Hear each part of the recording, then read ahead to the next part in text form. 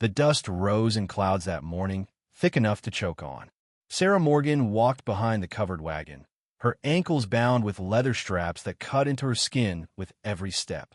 The sun beat down merciless on the Texas plains, turning the earth to powder beneath her worn shoes. Each breath tasted of dirt and defeat. "Move faster," her brother James said, not looking back. His voice carried no emotion, as if he'd already convinced himself this was mercy, not betrayal. As if selling his own sister was just another transaction, no different from trading horses or settling debts at the mercantile. Sarah's feet dragged through the dirt, leaving shallow furrows behind her. The leather straps had rubbed her ankles raw, and she could feel blood seeping into her stockings. Behind her, the town of Redemption Flats grew smaller with each painful step, fading into the heat shimmer that made the horizon dance and blur. She thought of her father's house, cold even in summer, with its peeling paint and bitter silence. Of her stepmother's accusations, whispered loud enough for Sarah to hear through thin walls. Of the doctor's declaration that had sealed her fate, barren as a desert stone, cursed by God himself. They called her cursed, said God had closed her womb as punishment for some sin she couldn't name, couldn't confess to because it didn't exist. Her husband had died of fever 3 years ago, and instead of mourning him properly, the town had turned on her. No children in 2 years of marriage meant she was defective, they said, worthless. Where her father remarried and his new wife wanted her gone, it had been easy to arrange. Sarah was a burden, an embarrassment, a mouth to feed with no purpose. Now they were selling her to pay debts, trading her like livestock to a man she'd never met. James had explained it matter-of-factly over breakfast that morning. Cal Brennan needs help on his ranch. You need a roof over your head. It's business, Sarah. Don't make it more than it is. But it was more. It was everything. It was the final proof that she had no value beyond what a man might pay for her labor. The wagon stopped near a grove of mesquite trees where the land began to rise toward distant mesas. The heat made everything shimmer and waver, like the world was melting at its edges. A figure waited there in the shade, lean and weathered, his hat pulled low against the glare. Even from a distance, Sarah could see the hardness in his stance, the way he stood like a man who expected nothing and feared less. His horse, a bay mare with a white blaze, stood patiently beside him, tail swishing at flies. Cal Brennan. She'd heard the name before, whispered in town. A man who'd lost his wife years ago and retreated into the wilderness. A man who spoke to no one, who came to town only when necessary, who paid in cash and asked no questions. Some said he was dangerous. Others said he was just broken. Sarah supposed it didn't matter which was true. She's healthy, James said quickly, dismounting and walking his horse toward Cal. Can work a full day. Won't give you trouble. He spoke about her like she was a mare he was selling, listing her qualities with practiced ease. Good cook, knows how to mend and clean. Won't cost you much to keep. Cal's eyes, dark as creek stones, moved to Sarah. He studied her for a long moment, his face revealing nothing. She met his gaze, refusing to look away, refusing to show the fear that coiled in her stomach. Let him see her. Let him know she wasn't just some meek thing to be led around. His eyes traced the dust on her dress, the raw skin at her wrists where James had bound her earlier, the set of her jaw. Then he nodded once and pulled a leather pouch from his vest pocket, weighing it in his palm before tossing it to James. The coins made a sound like breaking glass when they hit James's palm. Her brother caught the pouch, tested its weight, and smiled. Pleasure doing business with you, Brennan. Sarah's throat tightened.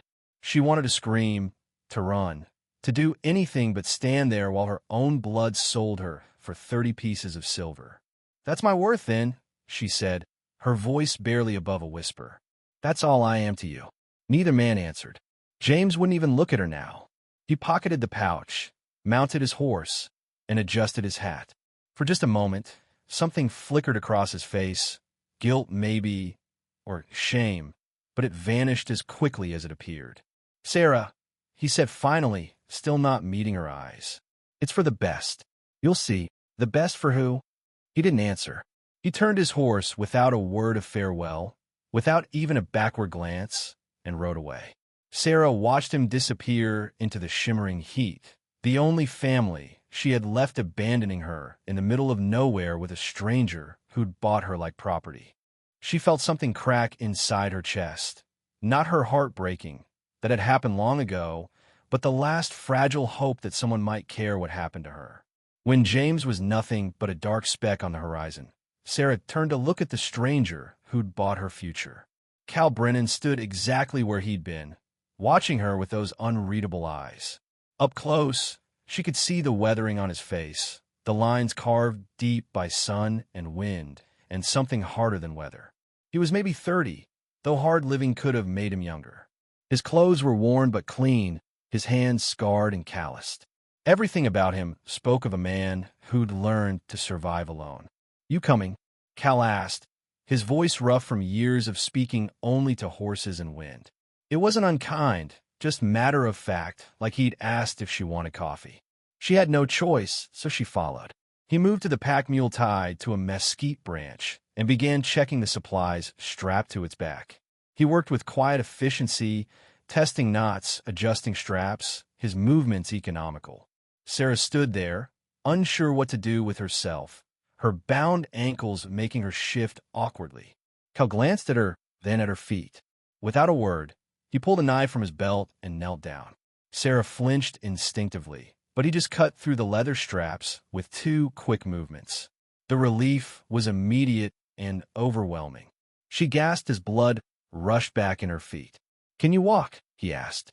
"Yes," she managed, though her ankles screamed in protest. "Good. We got a ways to go." The ride took them into rougher country, where the ground broke into canyons and arroyos, and the air smelled of sage and heat and ancient stone. Cal rode ahead on his bay mare, sitting easy in the saddle like he'd been born there. He led the pack mule on a long rope, and the animal followed placidly, used to the routine. Sarah walked at first, struggling to keep pace, her feet blistering in her worn shoes. The sun climbed higher, turning the world into a furnace. Sweat soaked through her dress, plastering it to her back and shoulders. After an hour, Cal stopped and looked back at her. She was limping now, barely able to hide it. He dismounted and gestured to the mule. "Ain't right to make you walk the whole way," he said. "I can manage," she said, pride making her stubborn. "Didn't ask if you could." Said ain't right. He moved to the mule and adjusted the packs, creating a space for her to sit. "Come on." She climbed up awkwardly, her dress catching on the ropes, and settled herself as best she could. The mule shifted under her weight, but didn't protest. Cal handed her a canteen without a word, and she drank gratefully, the water warm but clean. They continued in silence. The landscape changed as they climbed, the flat plains giving way to rolling hills dotted with juniper and mesquite. In the distance, red mesas rose like ancient temples, their sides striped with layers of stone laid down over millennia. Sarah had never been this far from town. She'd spent her whole life in the narrow confines of Redemption Flats, never venturing beyond the farms that surrounded it. This country was harsh and beautiful in equal measure, empty of people but full of life if you knew where to look. Hawks circled overhead, riding thermals. Lizards skittered across rocks. Somewhere in the distance, a coyote called. After 2 hours, the heat became unbearable. Cal led them to a small outcropping that provided shade and stopped to let the animals rest. Sarah slid down from the mule, her legs trembling from the effort of holding on. She found a rock to sit on, grateful for the respite. Cal tended to the horses first, always the horses, giving them water and checking their hooves. Then he pulled out some dried meat and hard biscuits from his saddlebag and offered her some. She took it, suddenly aware of how hungry she was. They ate in silence, the only sound the crunch of food and the occasional stamp of a hoof. Finally, Sarah found her voice. "How far?" "Another 3 hours," he said around a mouthful of biscuit. She almost smiled at his brevity. "You always this talkative?" He glanced at her, and she thought she saw the corner of his mouth twitch. "Only when there's something worth saying." The answer was honest enough to cut through her bitterness. She studied him while he finished eating, the way he moved with deliberate purpose, never wasting motion or energy. A man used to being alone, she thought. A man who'd forgotten how to make small talk because there was no one to talk to. Maybe that made them alike. She'd felt alone even when surrounded by people, invisible in her own family, unwanted in her own town. "What do you expect from me?" she asked after a while. He wiped his hands on his pants and looked at her directly. "Work, cooking, cleaning, mending. Help with the animals when needed. I run cattle and break horses. It's hard work, and I need someone who won't quit when things get rough." And at night, the question came out harder than she intended, but she needed to know. His expression didn't change. "You'll have your own room. I won't touch you unless you want me to. I didn't buy a wife, Miss Morgan. I bought help and maybe some company. What you choose to make of it is your business." The directness of it startled her. She'd expected evasion or worse demands. Instead, he was offering her the closest thing to choice she'd had in years.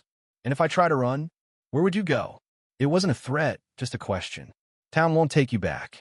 You've got no money, no horse. You'd die of thirst or heat before you made it 10 miles. He paused. "But I won't stop you. If you want to leave, that's your right. I won't chase you." She believed him. Something about the flat honesty in his voice made her believe every word.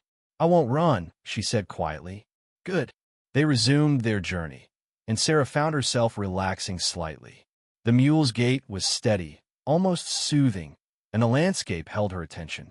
She watched eagles soar, saw wildflowers clinging to life in unlikely places, noticed the way the light changed as the sun moved across the sky. Cal rode ahead, occasionally pointing out landmarks, a distinctive rock formation, a dry stream bed that would run wild during the rare rains, the place where he'd once seen a mountain lion. By afternoon, they reached a narrow valley where a creek ran clear between red rocks. The sound of water was startling after hours of dry silence, a musical burble that seemed to cool the air just by existing. Cottonwood trees grew along the banks, their leaves shimmering silver green in the breeze. And there, nestled in the shade, stood a cabin.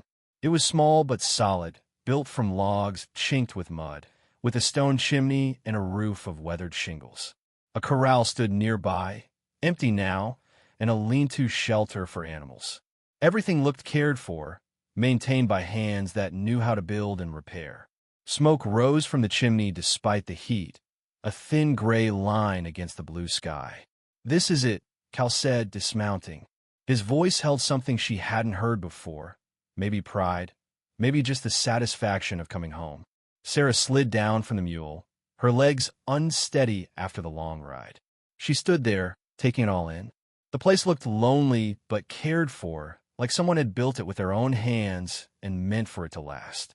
There was a small garden plot near the cabin, currently bare, and what looked like the remains of a larger one farther out, overtaken by weeds. "Go inside," Cal said, already unbuckling the mule's packs. "There's water in the pitcher. Food if you're hungry. Take whatever room you want, though the small one's probably better for you." She hesitated at the threshold, suddenly aware that crossing it meant accepting this new life, this strange arrangement with a stranger. But what choice did she have? She pushed open the door and stepped inside. The interior was sparse but clean, everything in its place with almost military precision. A table stood in the center of the main room, flanked by 2 chairs that didn't quite match. A cast-iron stove sat against one wall, its surface gleaming despite its age. Shelves held dishes, supplies, a few books with cracked spines.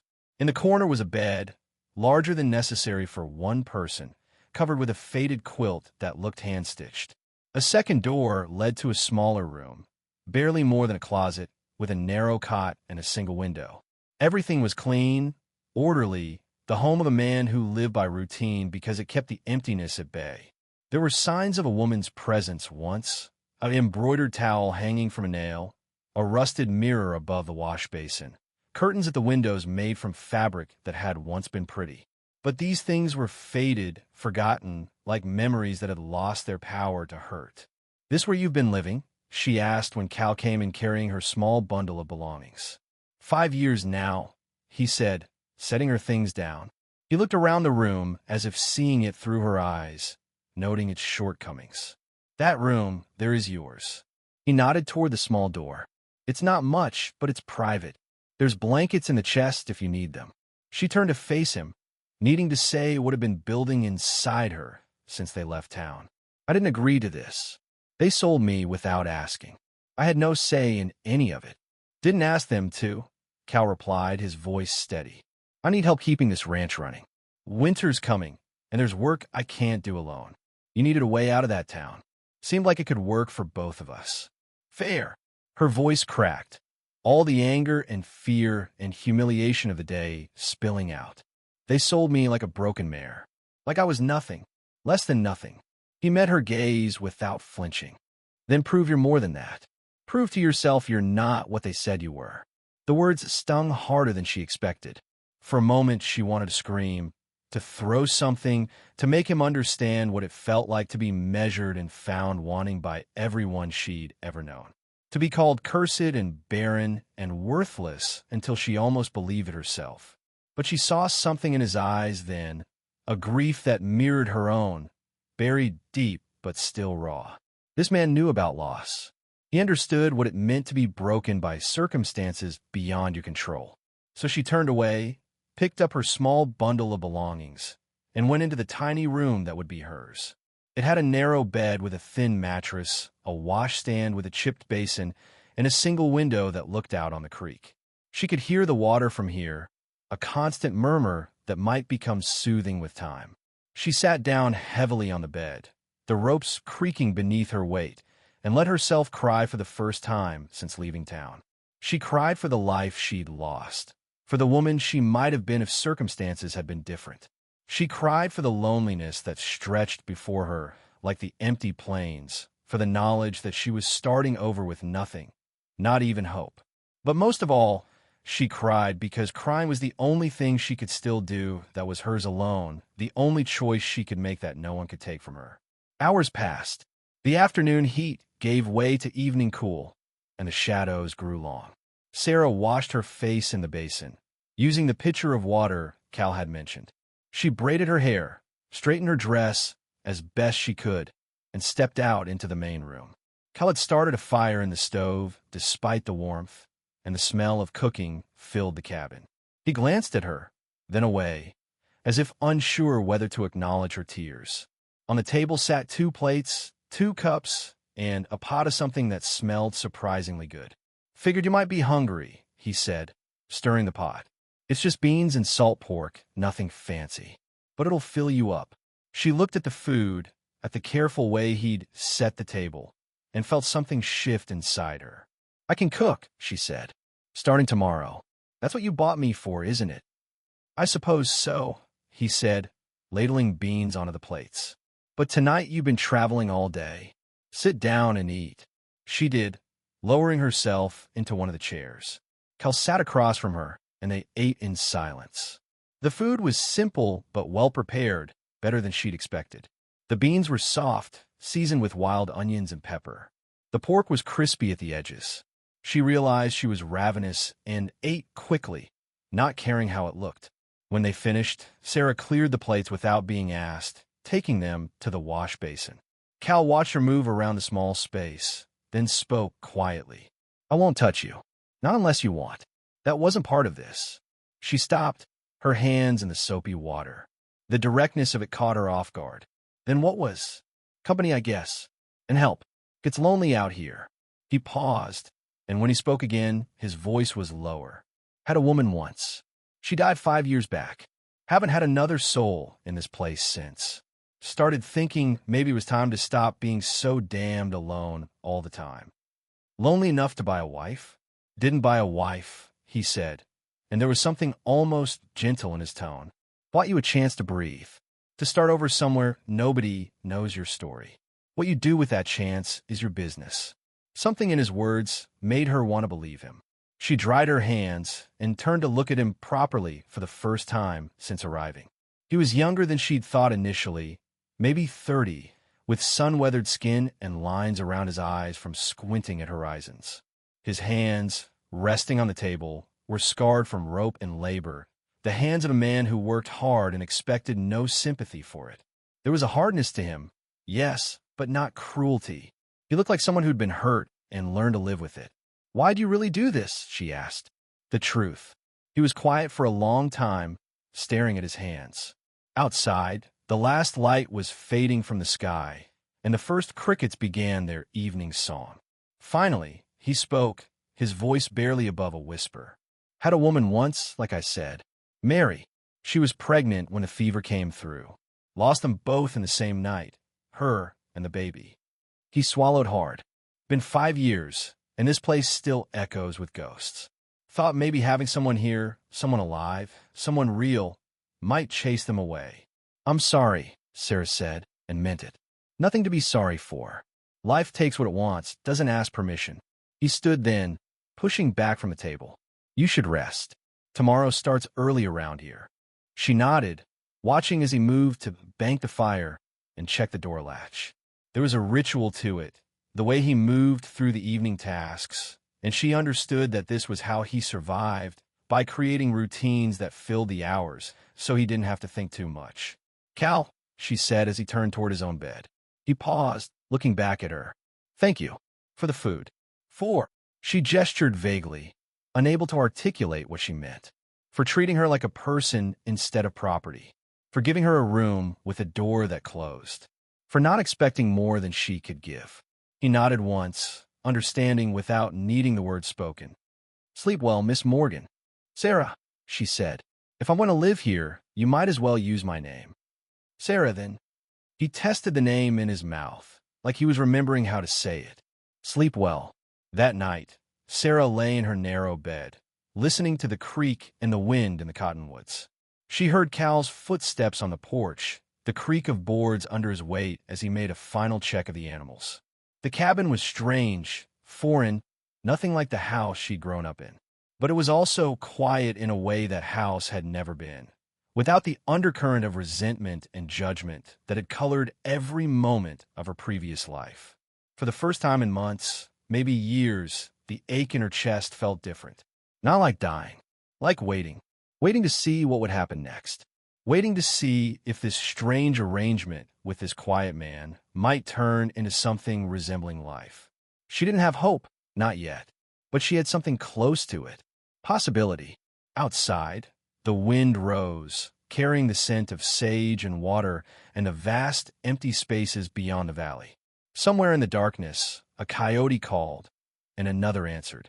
Sarah closed her eyes and let the sounds wash over her, and for the first time since being sold, she slept without nightmares. The days that followed fell into a rhythm as steady as the creek's current.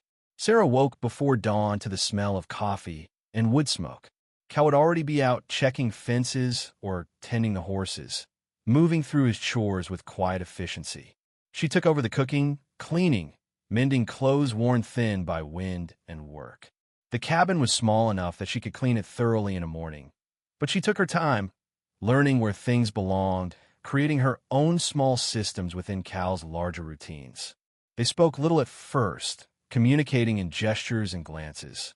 He'd nod when the food was good. She'd leave water by the door for him. Small kindnesses passed between them like secrets, unacknowledged but understood. At meals, they ate in companionable silence, and gradually Sarah found herself relaxing, no longer waiting for the other shoe to drop, for demands she couldn't meet or cruelty disguised as correction. Cal was not an easy man, but he was consistent. He rose before dawn and worked until dark. He spoke only when necessary, his words chosen carefully, never wasted. He was neat to the point of compulsion, everything in its place, everything maintained. But he wasn't harsh. When Sarah burned the cornbread her first morning cooking, he ate it without comment and simply said, "Needs less time in the oven," as if pointing out that water was wet. When she tore a shirt beyond mending, he shrugged and used it for rags. One morning, while gathering kindling behind the cabin, she saw him by the corral, working with a young horse. The animal was skittish, tossing its head and backing away from the rope. But Cal was patient, speaking in low, soothing tones, never forcing, just waiting for the horse to come to him. She watched, fascinated by the gentleness in his movements, so at odds with his weather-beaten exterior. "You're good with them," she said when he finally released the horse to graze. He looked over his shoulder, surprised to find her there.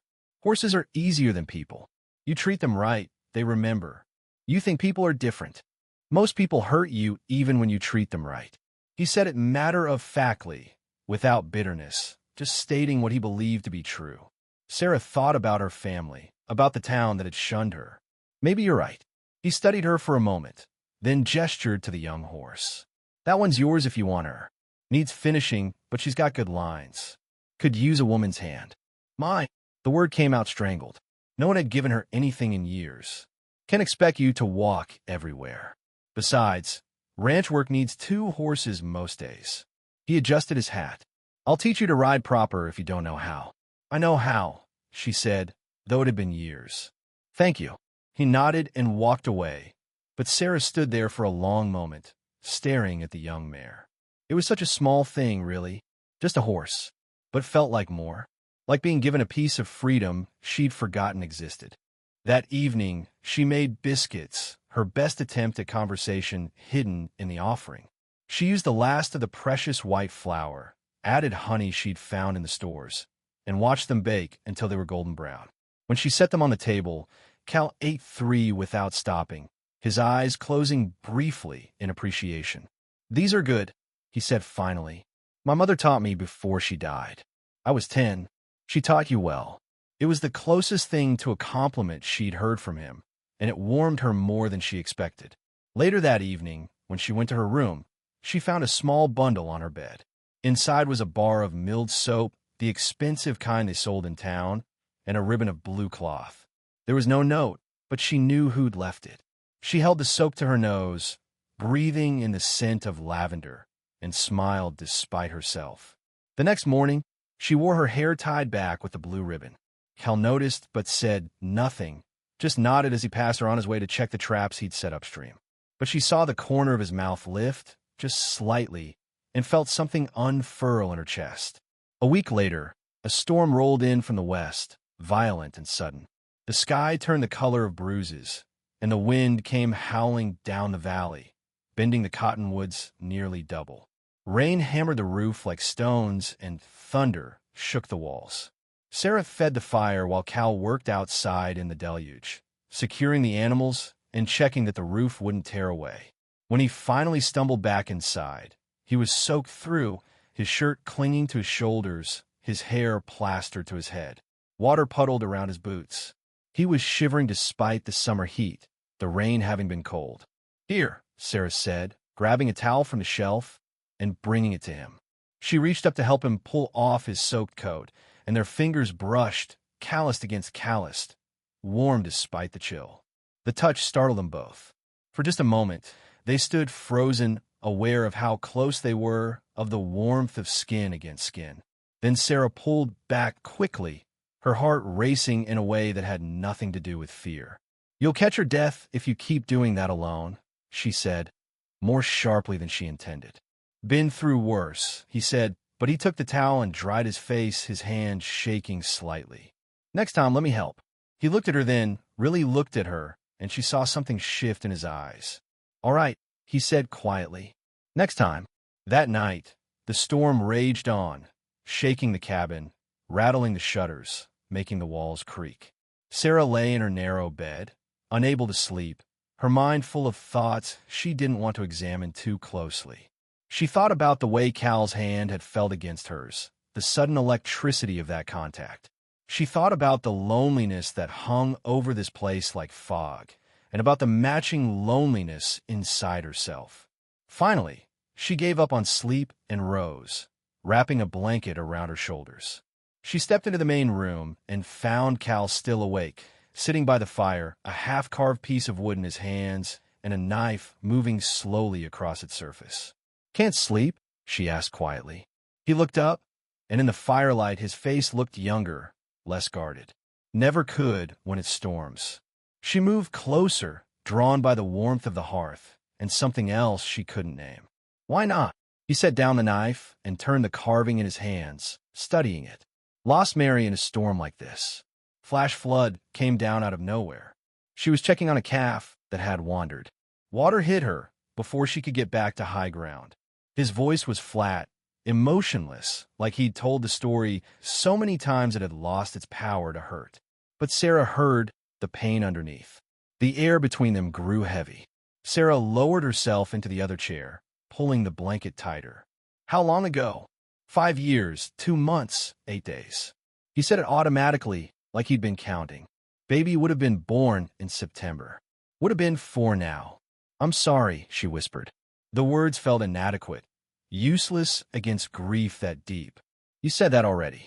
I mean it, though. He looked at her across the firelight, and something in his expression softened. I know you do. He paused, then asked carefully, what happened to your husband? Sarah hadn't expected the question, and it took her a moment to answer. Fever. 3 years ago. Came on fast. Took him in 4 days. The doctor said there was nothing to be done. She swallowed hard. The town decided it was my fault. Your fault. Cal's brow furrowed. How could it be your fault? We've been married 2 years. No children. They said I was cursed, that God was punishing him for marrying me. When he died, it just confirmed what they already believed. The bitterness in her voice surprised her. My stepmother started telling people I was barren as punishment for sin. The story grew from there. By the end, half the town thought I was practically a witch. Cal was quiet for a long moment, the firelight playing across his weathered features. People fear what they don't understand. Easier to call it sin than to call it bad luck. His words settled over her like a blanket, rough but warm. You don't think I'm cursed? I think you've had a run of bad fortune. That's all. He leaned forward, his elbows on his knees. World's full of randomness. Sarah, good people die young. Bad people prosper. There's no pattern to it, no matter how much we want to believe there is. It was the most she'd heard him speak at once, and his words carried a conviction born from his own suffering. For the first time since arriving, she felt something stir inside her that wasn't just survival. Not safety yet, but a fragile trust, the beginning of something that might grow into companionship. They sat together for another hour, watching the fire burn down to coals, listening to the storm batter the walls. Sometimes they talked, sharing small pieces of their histories, testing the waters of this strange intimacy. Sometimes they just sat in comfortable silence. When Sarah finally rose to go back to her room, Cal stood as well. Sarah, he said as she reached her door. She turned back. Yes, I'm glad you're here. He said it simply, without flourish, just a statement of fact. Place feels less empty with you in it. She smiled, a real smile, the first she'd worn in this house. I'm glad too. When morning came, the world outside was washed clean. The storm had passed, leaving everything still and glistening under a pale sun. The creek ran high and fast, carrying storm debris toward the distant river. The air smelled of wet earth and possibility. Sarah stepped out onto the porch with a broom, meaning to clear away the leaves and branches the wind had scattered. But she paused, struck by the beauty of the valley after rain. The mesas in the distance glowed, red against a sky scrubbed blue. Wildflowers that had been hidden before the storm now dotted the ground, tiny splashes of yellow and purple against the green. She heard footsteps behind her and turned to find Cal carrying a bucket of water from the creek. His eyes met hers, and something passed between them. An acknowledgement that last night had changed things, had opened a door neither of them could close again. Beautiful morning, he said. Yes, she agreed, though she wasn't sure if they were talking about the weather anymore. He set down the bucket and stood beside her, surveying his land. Thought we might ride out today. Check on the cattle. Make sure none got scattered in the storm. You could bring that mare of yours, see how she handles. I'd like that, Sarah said, surprised by how much she meant it. They worked together for the rest of the morning, Sarah packing food, while Cal saddled the horses. The young mare, sensing an adventure, pranced and tossed her head, but settled under Sarah's firm hand. They rode out into the warm sunshine, following cattle trails up into the higher country, and Sarah felt freer than she had in years. The wind in her hair, the sun on her face, the strong animal beneath her, all of it conspired to make her feel alive in a way she'd forgotten was possible. Cal rode ahead, occasionally pointing out landmarks or explaining the boundaries of his property. It was more land than Sarah had realized, stretching from the creek valley up into the foothills. Good grazing country, even in dry years. They found the cattle scattered but healthy, and Cal counted them with practiced ease. At midday, they stopped by a spring where clear water bubbled up between rocks. Cal dismounted and helped Sarah down, his hands on her waist firm and sure. For just a moment, they stood close enough that she could feel the warmth of him, smell the familiar scent of leather and horse and sun-warmed skin. Then he stepped back, and the moment passed. They ate the food Sarah had packed, sitting on sun-warmed rocks and watching the horses graze. The silence between them was comfortable now, no longer awkward or strained. Sarah found herself studying Cal's profile, the strong line of his jaw, the way the sun caught in his hair, lighter now from months of exposure. He sat his horse with the ease of someone born to the saddle, his posture unforced, as though he were part of the animal. His eyes, when he looked out over the land, were steady, thoughtful. This was his world, hard, unyielding, but honest. When he turned slightly, he caught her looking and raised an eyebrow. "What?" "Nothing," she said quickly, though she felt heat rise to her cheeks. "Just, you seem different out here. Lighter somehow." He smiled faintly. "Out here's the only place that makes sense to me. Land doesn't lie. You give it work, it gives back what it can. People aren't like that. Not most." He glanced at her, then looked back at the hills. "But maybe some—" They rode on, the silence between them companionable. Sarah found herself matching his rhythm, her mare settling under her more easily now. The fear that had once clung to her like dust was slowly loosening its hold. She felt it in the easy laughter that slipped from her when the mare snorted and shook her head, in the way Cal's smile lingered a little longer each day. By late afternoon, the sky had turned the color of pewter. Clouds were gathering again to the west, though the wind carried no rain yet. They headed home, the scent of sage thick in the air. As the cabin came into view, Sarah saw something that made her stomach twist. A rider, waiting near the creek. A tall man on a chestnut horse, dust covering his coat and hat, posture stiff with impatience. Cal slowed his mare and swore under his breath. "You know him?" Sarah squinted, the shape resolving as they drew closer. Her breath caught. "That's Mr. Talbot. From town." She hadn't seen him since the day James sold her. He ran the mercantile and half the gossip in Redemption Flats. What was he doing here? Cal's tone was calm, but she could see the tension in his shoulders. "Stay behind me." They rode closer until the man turned his horse to face them. Talbot tipped his hat, the gesture polite but mocking. "Afternoon, Brennan. Miss Morgan." His smile was thin. "Heard some talk in town. Seems a few folks think you kidnapped this lady." Cal's voice stayed low. "That's not how it happened." "I'm sure." Talbot leaned forward in the saddle. "Still, I was asked to come fetch her. Her brother's worried sick. Says she was forced." Sarah's anger flared hot. "Forced? He sold me." Talbot's smirk didn't falter. "That's not how he tells it. Claims you were taken against your will, and that Mr. Brennan here threatened him." Cal said nothing, but Sarah saw the muscle jump in his jaw. She stepped forward before he could speak. "You tell my brother I'm not going anywhere. He made his bargain. He doesn't get to pretend decency after the fact." Talbot's smile faded. "You sure about that, miss? A woman alone out here." "I'm not alone." For a moment, the only sound was the creek. Talbot's gaze shifted from her to Cal, weighing, calculating. "You'll regret this," he said finally. "That brother of yours is stirring up talk. Might be men riding out here soon, thinking they're doing the Lord's work. Then they'd best bring shovels," Cal said evenly. "They'll need him." Talbot's eyes narrowed, but he didn't press it. He tugged on his reins. "You'll wish you'd stayed where you belonged, Miss Morgan." He turned his horse and rode off into the gathering dusk, the sound of hooves fading into the wind. Sarah stood rooted in place, her pulse hammering. "He's lying," she said, though no one had accused her. "I know," Cal said quietly, "but lies spread faster than truth. We'll keep watch tonight." They brought the horses in early and secured the corral gates. Cal checked his rifle, laid extra wood by the door. The sky darkened to storm gray, thunder rumbling distantly. Sarah tried to busy herself with dinner, but her hands shook. "He won't come tonight," Cal said, watching her stir the pot.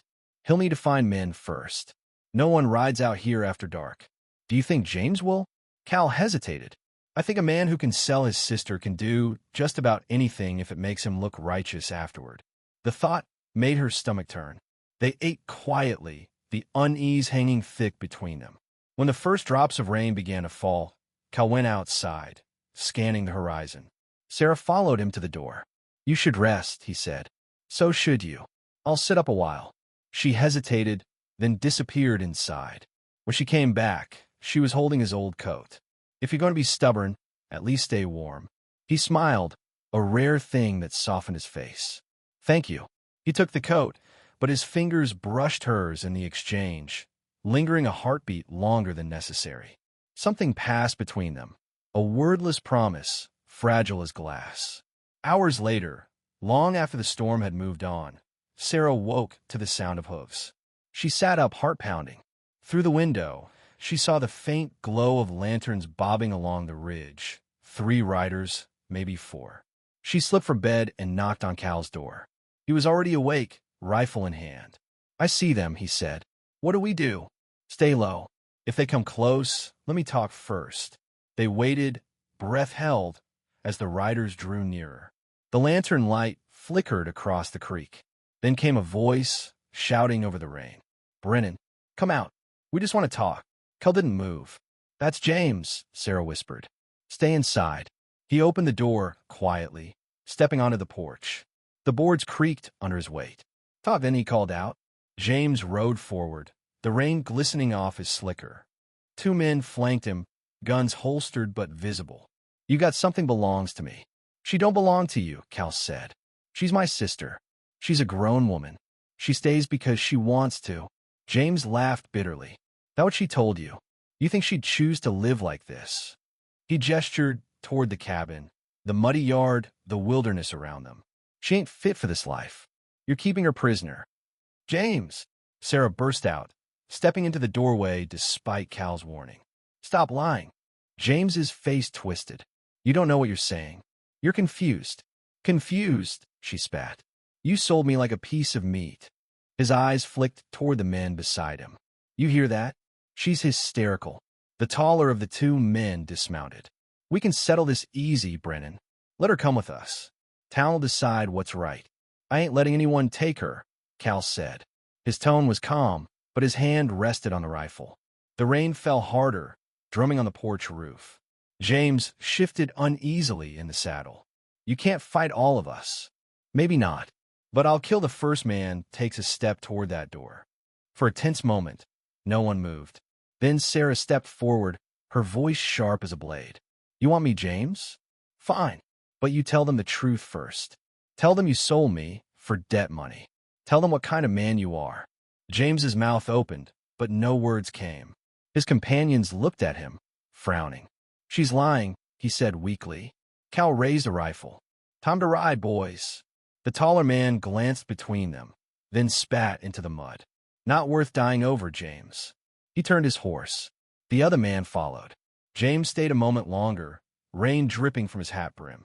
His eyes met Sarah's, fury and shame warring there. Then he jerked the reins and rode off, mud spraying under the hooves. When they were gone, Sarah sagged against the doorframe, trembling. Cal lowered the rifle slowly. "You all right?" She nodded, though her breath came fast. "He'll be back. Maybe. But next time we'll be ready." They stood there a long time, watching the last of the lantern light disappear into the darkness. When they finally went inside, Cal poured her a cup of whiskey from a dusty bottle. She drank, the burn steadying her. "Thank you," she said softly, "for standing with me." "Wasn't standing with you," he said. "Was standing beside you. Difference matters." Something in his tone, that quiet insistence on equality, made her throat tighten. Most men wouldn't see it that way. I ain't most men. That night neither of them slept much. But when dawn came and light crept through the window, the air between them felt changed. The fear that had lingered since her first day was gone, replaced by something steadier, trust. Days passed. James didn't return, though Cal still kept his rifle near the door. Life settled into its rhythm again, but it wasn't quite the same. Sarah found herself humming while she worked, a habit she'd lost years ago. Cal began speaking more at meals, telling small stories from his years before the ranch. One evening, after a long day repairing fences, he came in with a scrape on his arm. Sarah reached for his sleeve before he could brush it off. "Let me see. It's nothing. It's bleeding." He sighed, letting her pull the fabric back. She cleaned the cut with warm water and wrapped it with a strip of cloth. Her fingers brushed his skin, rough, warm, alive. When she looked up, their faces were inches apart. "Sarah," he said quietly, her name a question and a warning. She didn't move away. "You said you wouldn't touch me unless I wanted you to." "I did. Maybe I do." The words hung between them, fragile as glass. Cal hesitated, searching her face for doubt.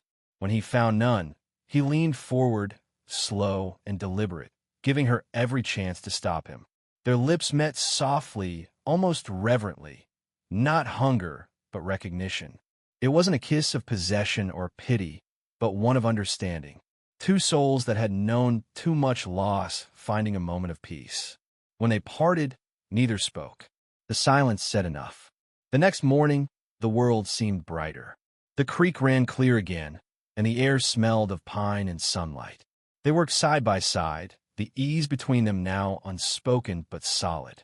At night, they sat by the fire, sometimes talking, sometimes just listening to the world outside. Weeks passed that way, and the valley began to feel less like exile and more like home. The garden Sarah planted sprouted green shoots. The mare she trained followed her like a shadow. And in quiet moments, when Cal's hand brushed hers as they passed a dish or opened a gate, she felt something like joy stir inside her, cautious but real. One evening, as the sun dipped behind the mesas, Sarah stood on the porch, watching the light turn gold across the land. Cal came up beside her, wiping his hands on a rag. "Fence line's near done," he said. "Good. Maybe tomorrow we can start on the garden fence." He nodded, then looked at her. "You ever think about going back? To town, I mean." She thought about it. About the faces that had turned from her, the whispers that had followed her like shadows. Then she shook her head. "No, there's nothing for me there." "Then you're staying." She smiled faintly. "Looks that way." He exhaled almost a laugh. "Good. This place was getting too quiet without someone to argue with me about biscuits. You overcooked them yourself last time." He grinned. "I'll take that as truth." They stood in silence for a while, watching the sun sink below the ridge. Then Cal reached out, took her hand, tentative but sure. The touch was simple, wordless, but it said everything that needed saying.